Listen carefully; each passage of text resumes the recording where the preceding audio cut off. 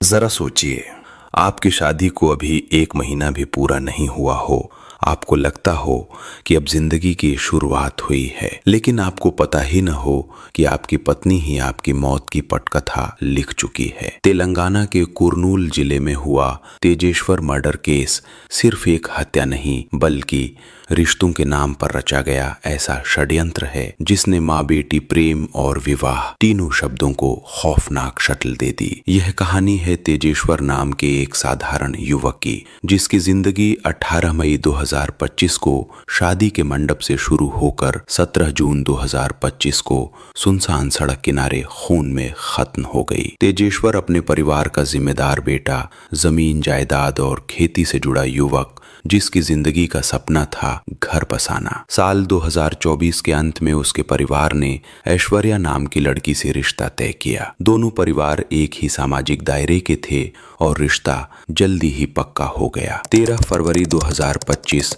दोनों परिवार मिले। शादी की तारीख तय हुई 18 मई। सब कुछ सामान्य था, परिवार खुश था और तेजेश्वर को भी अपनी होने वाली पत्नी से कोई शिकायत नहीं थी। लेकिन 13 मई 2025 शादी से ठीक 5 दिन पहले ऐश्वर्या अचानक गायब हो गई। घर में हड़कंप मच गया। किसी को कुछ समझ नहीं आया। फोन बंद, कोई सूचना नहीं, कोई संदेश नहीं। गांव में बातें फैलने लगीं। कुछ लोग बोले लड़की दबाव में है, कुछ बोले दहेज विवाद है। लेकिन धीरे धीरे एक और चर्चा उठी कि ऐश्वर्या किसी और के साथ भाग गई है। कुछ लोगों ने दावा किया उसे कुर्नूल के एक बैंक कर्मचारी के साथ देखा गया था। परिवार टूट चुका था, रिश्ता टूटने की कगार पर था और पुलिस शिकायत की तैयारी चल रही थी। लेकिन तभी 16 मई 2025 ऐश्वर्या अचानक वापस लौट आई। उसने कहा वो मानसिक तनाव में थी, मां पर दहेज का दबाव था, इसलिए कुछ दिन के लिए एक दोस्त के घर चली गई थी। उसने रोते हुए माफी मांगी, कहा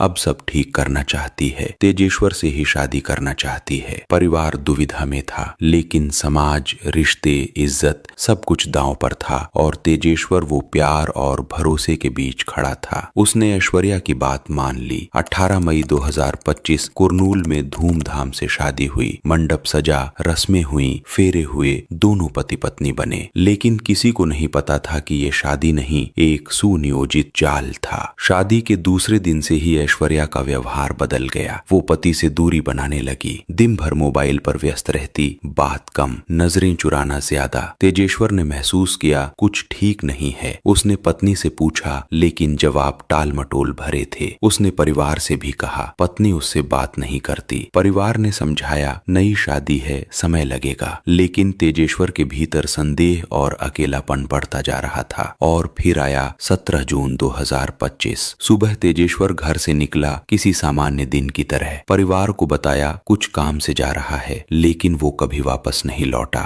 दिन बीता, रात आई, फोन बंद, कोई खबर नहीं। परिवार घबराया, दोस्तों से पूछा, रिश्तेदारों से पूछा, हर जगह तलाश की, लेकिन तेजेश्वर गायब था। अगले दिन उसके भाई ने कुर्नूल पुलिस में गुमशुदगी की रिपोर्ट दर्ज कराई। शुरुआत में मामला सामान्य लापता केस जैसा लगा, लेकिन पुलिस को नहीं पता था कि ये गुमशुदगी नहीं, 1 महीना पुरानी शादी की पटकथा का अंतिम अध्याय है। और इस कहानी में सबसे बड़ा झटका अभी बाकी था, क्योंकि जांच में सामने आने वाला सच सिर्फ पत्नी के प्रेम संबंध का नहीं, बल्कि माँ बेटी और एक ही पुरुष के खौफनाक रिश्ते का था। और यही रिश्ता तेजेश्वर की मौत का कारण बना। 17 जून 2025 की शाम तक तेजेश्वर का कोई पता नहीं था। परिवार ने पहले सोचा शायद किसी काम से बाहर गया होगा, शायद फोन बंद हो गया होगा, शायद किसी दोस्त के यहाँ रुक गया होगा। लेकिन रात गहराने लगी और चिंता डर में बदलने लगी। फोन लगातार बंद था, कोई लोकेशन नहीं,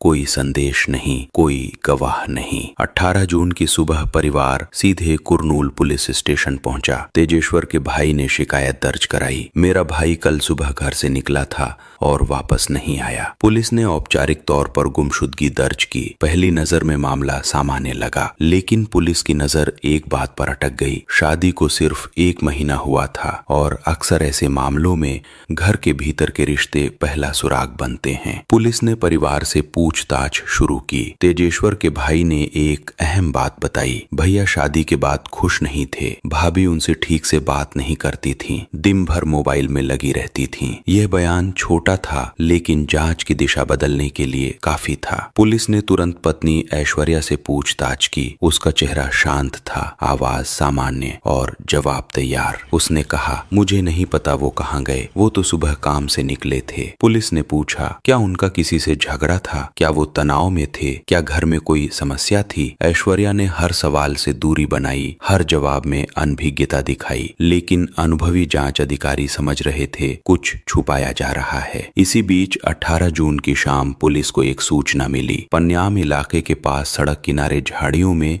एक अज्ञात युवक की लाश पड़ी है। सूचना मिलते ही कुरनूल पुलिस मौके पर पहुंची। जो दृश्य सामने था वह किसी सामान्य हत्या जैसा नहीं था। झाड़ियों के बीच मिट्टी पर खून सूख चुका था। एक युवक का शरीर पीठ के बल पड़ा था, कपड़े अस्त व्यस्त, शरीर पर कई चाकू के वार, चेहरे पर संघर्ष के निशान। हत्या बेहद नजदीक से की गई थी, बार बार वार बेरहमी से। जांच अधिकारी समझ गए यह गुस्से की हत्या नहीं, योजना बनाकर किया गया हमला है। लाश की तलाशी ली गई, जेब से पहचान पत्र मिला, नाम तेजेश्वर। पुलिस ने तुरंत परिवार को सूचना दी। जब परिवार मौके पर पहुंचा तो चीखें पूरे इलाके में गूंज उठी। माँ बेहोश हो गई, भाई जमीन पर बैठ गया। परिवार की दुनिया खत्म हो चुकी थी। लेकिन पुलिस के लिए अब यह गुमशुदगी नहीं, हत्या का मामला था। और अब सवाल था, तेजेश्वर उस सुनसान जगह तक पहुंचा कैसे? उसके पास खुद की गाड़ी नहीं थी, कोई दोस्त साथ नहीं था और मोबाइल भी गायब था। मतलब साफ था, उसे किसी ने बुलाया था। पोस्टमार्टम रिपोर्ट ने भी पुष्टि की, तेज धार हथियार से कई बार हत्या। 17 जून की दोपहर या शाम के बीच, यानी जिस दिन वह घर से निकला उसी दिन मारा गया। पुलिस ने घटना स्थल के आसपास जांच की। एक ग्रामीण ने बताया, उस दिन दोपहर एक कार वहां रुकी थी। कुछ लोग उतरे थे, फिर जल्दी में चले गए। नंबर प्लेट याद नहीं, चेहरे साफ नहीं दिखे, लेकिन गाड़ी जरूर थी। इस बयान ने केस को और स्पष्ट किया। यह अपहरण जैसा बुलावा, फिर हत्या। अब पुलिस की नजर फिर घर की ओर गई, क्योंकि किसी अजनबी के लिए तेजेश्वर को उस जगह बुलाना आसान नहीं था। उसकी दिनचर्या, उसकी लोकेशन,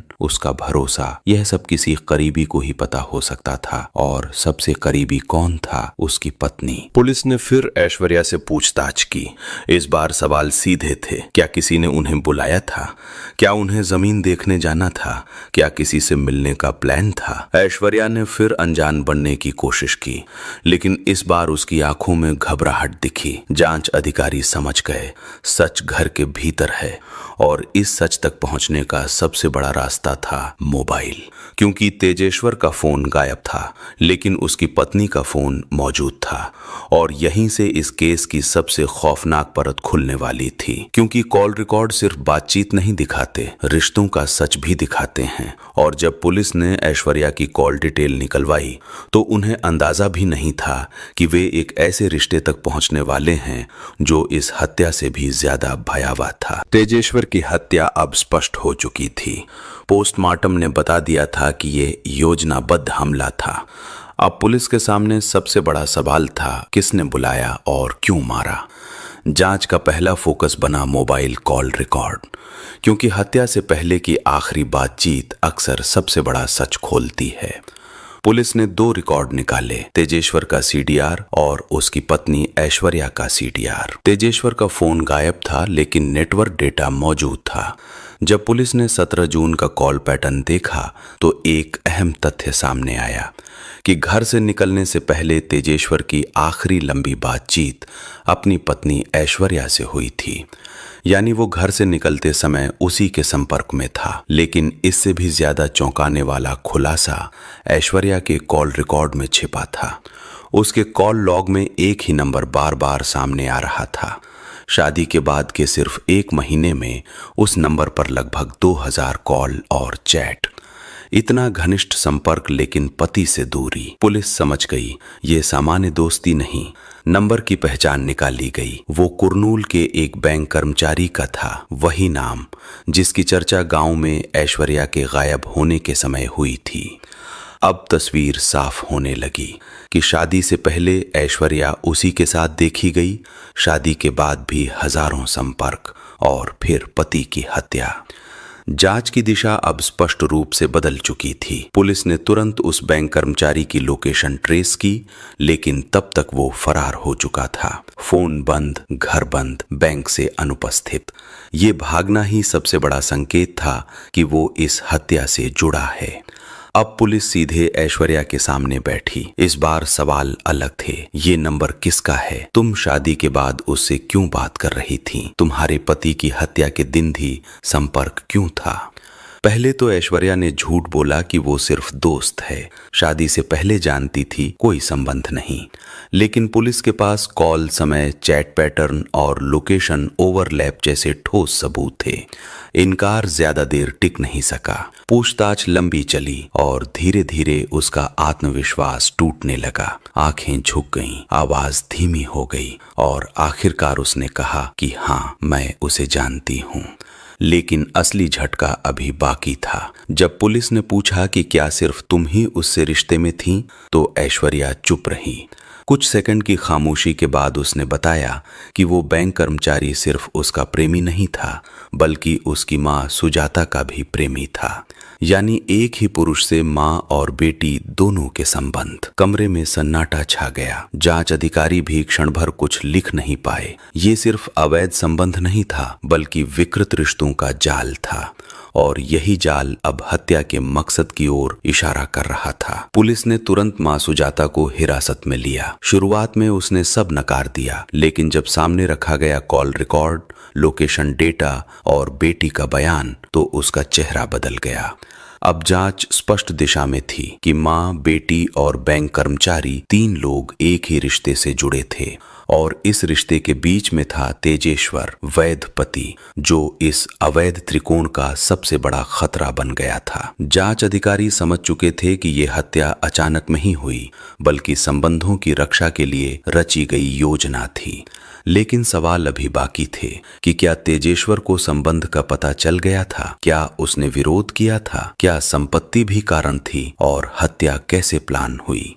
इन सवालों के जवाब अब सामने आने बाकी थे, और उन्हीं में उसकी मौत का असली मकसद छिपा था। पूछताछ कक्ष में अब दो कुर्सियां आमने सामने थीं। एक पर ऐश्वर्या, दूसरी पर उसकी मां सुजाता बैठी थी। दोनों के चेहरों पर थकान थी, पर उससे ज्यादा उजागर हो चुके रहस्य का भय। जांच अधिकारियों ने संयुक्त पूछताछ शुरू की। पहला सवाल सीधा था, उस बैंक कर्मचारी से तुम्हारा रिश्ता क्या है? कुछ सेकंड की चुप्पी के बाद सुजाता ने कहा, हम रिश्ते में थे। कमरे में मौजूद हर व्यक्ति समझ गया कि अब सच सामने आएगा। सुजाता ने बताया, वह वर्षों से उस बैंक कर्मचारी के संपर्क में थी। पहले जान पहचान, फिर दोस्ती और फिर संबंध। पति से दूरी, आर्थिक तनाव और भावनात्मक खालीपन के बीच यह रिश्ता गहराता गया। कुछ समय बाद ऐश्वर्या भी उसी व्यक्ति के संपर्क में आई। पहले माँ के माध्यम से मुलाकात, फिर फोन पर बातचीत, और धीरे धीरे वही पुरुष माँ और बेटी दोनों की जिंदगी में अलग अलग प्रेमी बन गया। यह रिश्ता सामान्य या नैतिक नहीं था, पर उनके बीच स्वीकार था। सुजाता ने कहा, हम दोनों उसे चाहने लगे थे और वह हम दोनों से रिश्ता रखता था। जांच अधिकारी समझ गए, यह भावनात्मक त्रिकोण नहीं, निर्भरता का जाल था। तीनों एक दूसरे से जुड़े और एक दूसरे पर निर्भर हो चुके थे। फिर वह मोड़ आया जहां यह रिश्ता हत्या की दिशा में बढ़ा। जब ऐश्वर्या की शादी तेजेश्वर से तय हुई, सुजाता ने बताया, शादी परिवार की मजबूरी थी, वे मना नहीं कर पाए। लेकिन शादी तय होते ही तनाव शुरू हो गया, क्योंकि शादी का मतलब था ऐश्वर्या का वैध पति और प्रेमी का अंत। बैंक कर्मचारी को डर था संपर्क टूट जाएगा, ऐश्वर्या को डर था उसे पति के साथ रहना पड़ेगा, और सुजाता को डर था दोनों रिश्ते समाप्त हो जाएंगे। यानी तेजेश्वर तीनों के लिए खतरा बन गया। जांच में सामने आया, ऐश्वर्या को तेजेश्वर से कोई भावनात्मक लगाव नहीं था। उसने शादी को सामाजिक औपचारिकता माना, लेकिन शादी के बाद समस्या बढ़ी, क्योंकि तेजेश्वर ने पत्नी की दूरी महसूस की। उसने सवाल पूछे और संपर्क सीमित करने को कहा। यानी पहली बार इस अवैध रिश्ते पर रोक रोक लगी और यही रोक हत्या की पहली चिंगारी बनी। सुजाता ने कहा। तेजेश्वर को शक होने लगा था और वह ऐश्वर्या को रोकता था। जांच अधिकारी अब मोटिव समझ रहे थे, रिश्ते की रक्षा। लेकिन एक और परत थी, संपत्ति। तेजेश्वर के पास जमीन, आय और पारिवारिक संपत्ति थी। पूछताछ में संकेत मिला, ऐश्वर्या को लगता था पति हट जाए तो वह स्वतंत्र होगी और संपत्ति पर उसका नियंत्रण होगा। यह विचार धीरे धीरे हत्या के विचार में बदल गया। जांच में सामने आया, तीनों ने कई बार इस विषय पर बात की, फोन कॉल, मैसेज और गुप्त मुलाकातें। अंततः निर्णय हुआ तेजेश्वर को रास्ते से हटाना होगा। शुरुआत में विचार था उसे छोड़ देना या अलग रहना, लेकिन समस्या थी समाज, परिवार और संपत्ति। अंततः सबसे खतरनाक विकल्प चुना गया, हत्या। सुजाता ने कहा, हम डर गए थे कि सब खत्म हो जाएगा। यानी हत्या लालच या वासना ही नहीं, भय से भी जन्मी। अब योजना बननी थी और नेतृत्व बैंक कर्मचारी ने किया, क्योंकि वही साधन जुटा सकता था। उसने बाहरी लोगों को शामिल करने का सुझाव दिया, किराए के हमलावर, ताकि परिवार पर शक न आए। योजना के अनुसार तेजेश्वर को बहाने से बुलाया जाना था, सुनसान स्थान ले जाकर मार देना था। ऐश्वर्या का काम विश्वास बनाए रखना, सुजाता का संपर्क बनाए रखना और बैंक कर्मचारी का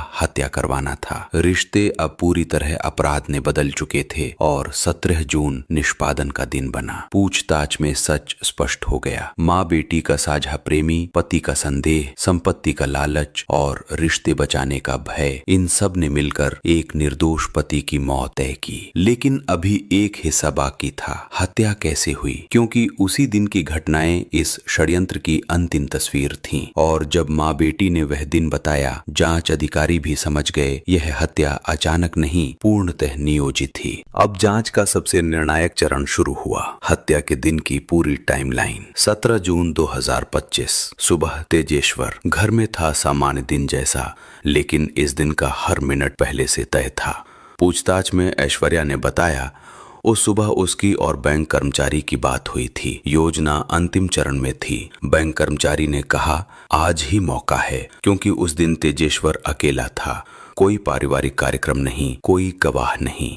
अब जरूरत थी उसे घर से बाहर निकालने की। यह काम ऐश्वर्या ने किया। उसने तेजेश्वर से कहा, जमीन से जुड़ा एक काम है, किसी सर्वे या कागज की बात। तेजेश्वर पहले ही खेत और जमीन से जुड़ा था। उसे यह बहाना स्वाभाविक लगा। उसने बिना शक के जाने की सहमति दी। यही योजना का पहला चरण सफल हुआ, शिकार को स्वयं चलकर जाल में लाना। इसके बाद बैंक कर्मचारी ने किराए के हमलावरों को सक्रिय किया। जांच में सामने आया, उसने स्थानीय अपराधियों से संपर्क किया। पैसे तय हुए, स्थान तय हुआ और सबसे अहम, उसने अपना ड्राइवर भी साथ भेजा ताकि पहचान और नियंत्रण बना रहे। दोपहर के आसपास तेजेश्वर तय स्थान की ओर गया। उसे लगा वह जमीन का काम देखने जा रहा है, लेकिन वहां एक कार उसका इंतजार कर रही थी। हमलावर अंदर थे, ड्राइवर साथ था। तेजेश्वर को बैठाया गया। कोई संघर्ष नहीं, कोई संदेह नहीं, क्योंकि उसे विश्वास था यह काम का सफर है। कार सुनसान दिशा में बढ़ी, पन्याम इलाके की ओर। जैसे जैसे आबादी कम होती गई, वैसे वैसे हत्या का क्षण करीब आता गया। और फिर एक सुनसान जगह कार रुकी, दरवाजा खुला और अगले कुछ सेकंड में सब खत्म हो गया। हमलावरों ने अचानक चाकू निकाले। तेजेश्वर पर वार शुरू हुए। पहला वार पेट, दूसरा छाती, तीसरा पीठ। वह समझ भी नहीं पाया यह क्या हो रहा है। उसने बचने की कोशिश की, हाथों से रोका, संघर्ष किया। इसी कारण उसके शरीर पर रक्षा के निशान मिले। लेकिन हमलावर प्रशिक्षित थे, वार लगातार थे, बेरहम। कुछ ही पलों में तेजेश्वर खून से लथपथ गिर गया। उसकी सांसें टूट गईं। ड्राइवर ने पुष्टि की, काम खत्म। शरीर कार से उतारा गया, झाड़ियों में फेंका गया। मोबाइल और पहचान योग्य चीजें हटाई गईं ताकि देर से पहचान हो। और फिर कार वहां से निकल गई।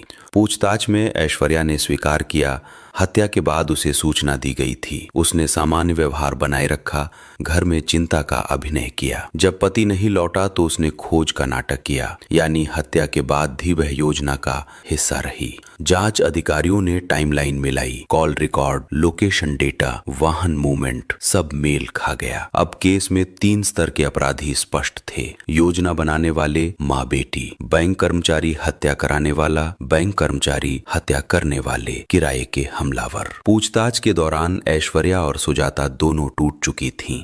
उन्होंने अपराध स्वीकार किया, लेकिन बैंक कर्मचारी मुख्य साजिशकर्ता फरार था। यहीं जांच में एक और परत आई। क्या हत्या सिर्फ रिश्ता बचाने के लिए थी या संपत्ति भी कारण थी? पुलिस को संकेत मिला। ऐश्वर्या को लगता था पति की संपत्ति उस तक आएगी, लेकिन हत्या के तुरंत बाद ऐसा कोई कदम नहीं उठाया गया। इससे जांच ने निष्कर्ष निकाला, प्राथमिक मकसद संबंध था संपत्ति, द्वितीयक यानी यह हत्या वासना और भावनात्मक निर्भरता की रक्षा में हुई। पूछताछ के अंतिम चरण में एक सवाल पूछा गया, क्या तुम्हें पछतावा है? ऐश्वर्या ने सिर झुका लिया। सुजाता रो पड़ी। लेकिन तेजेश्वर अब कभी वापस नहीं आ सकता था। अब केस लगभग पूरा था, लेकिन अंतिम चरण बाकी था, न्याय। क्योंकि हत्या की स्वीकारोक्ति अदालत में सिद्ध होनी थी और फरार आरोपी पकड़ना भी बाकी था। तेजेश्वर के परिवार को अब एक ही चीज चाहिए थी, सजा। और यही इस कहानी का अंतिम अध्याय बनने वाला था। तेजेश्वर की हत्या अब रहस्य नहीं रही थी, साजिश सामने थी,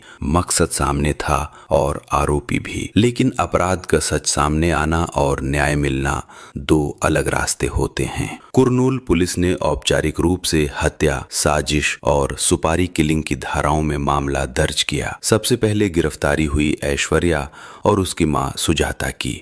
दोनों को न्यायिक हिरासत में भेजा गया। पूछताछ, बयान रिकॉर्ड हुए और केस डायरी तैयार हुई। लेकिन इस केस का मुख्य आरोपी बैंक कर्मचारी अब भी फरार था। उसकी तलाश में कई जिलों में छापेमारी हुई, मोबाइल लोकेशन ट्रैकिंग हुई, परिचितों से पूछताछ हुई, लेकिन वो गायब था। यानी हत्या की योजना का सूत्रधार कानून से बाहर था। फिर भी पुलिस ने मजबूत चार्जशीट तैयार की। उसमें शामिल थे call detail record, location data, postmortem report, घटना स्थल, साक्ष्य, स्वीकारोक्ति बयान, वाहन मूवमेंट विश्लेषण और सबसे महत्वपूर्ण, हत्या की पूर्ण टाइमलाइन। चार्जशीट में स्पष्ट लिखा गया, यह विवाहोपरांत अवैध संबंध छिपाने और बचाने के लिए रची गई सुपारी हत्या है।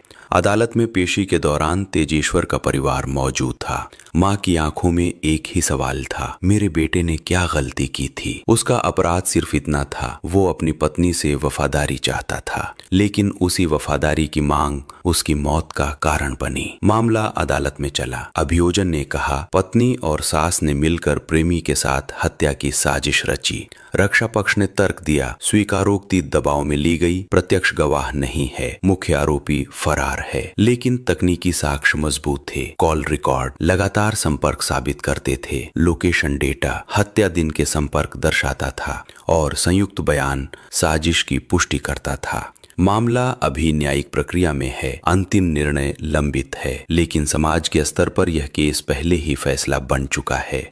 कुरनूल और आसपास के क्षेत्रों में यह कहानी रिश्तों के पतन का प्रतीक बन गई। लोग पूछते हैं, कैसे एक माँ अपनी बेटी के साथ एक ही पुरुष से संबंध रख सकती है? कैसे एक पत्नी शादी के 1 महीने में पति की हत्या करा सकती है? कैसे प्रेम इतना विकृत हो सकता है कि हत्या बन जाए? यह केस सिर्फ अपराध नहीं, मानसिक और सामाजिक विघटन का उदाहरण है, जहां रिश्ते पहचान खो देते हैं, नैतिक सीमाएं मिट जाती हैं और व्यक्ति सिर्फ इच्छा और भय से संचालित होता है।